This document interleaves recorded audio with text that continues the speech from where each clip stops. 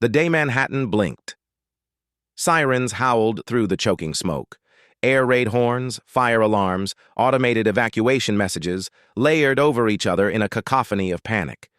The sun itself seemed to dim as ash spiraled through the sky. Traffic lights flickered and died, their lifeless frames swinging eerily over crumpled cars and screaming pedestrians.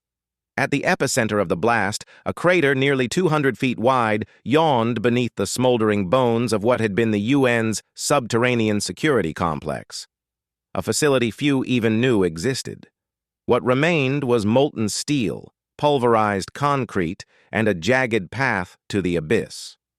Bodies lay twisted and scattered like forgotten marionettes, first responders frozen mid-sprint, cell phones and briefcases lying beside them as if they had simply vanished from time.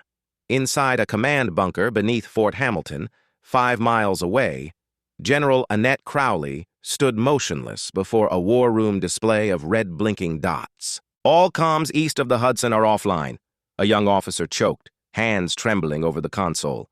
"We're blind. Not just satellites, phones, power grids, water systems. Everything's gone. It's a blackout wrapped in a precision decap strike." Crowley didn't blink. "We trained for this. God help us if we didn't plan for what comes next." The camera feeds from surviving surveillance drones buzzed through static, showing jagged skylines and smoke columns like volcanic eruptions. Civilians streamed across bridges on foot, terrified and disoriented.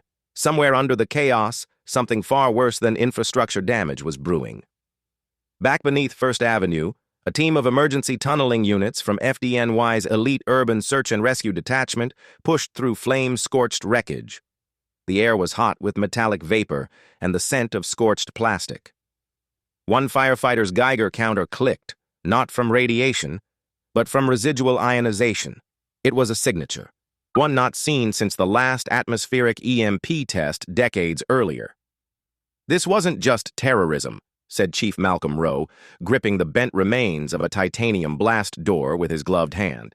"This was a message. Someone wanted the world to see the day Manhattan blinked." And high above the city, where the EMP-triggering satellite had once floated, nothing remained but a cloud of glittering dust caught in the morning sun. But far to the east, in a secure command center beneath the mountains of Norway, a man in a charcoal gray suit adjusted his tie as he watched the footage on loop.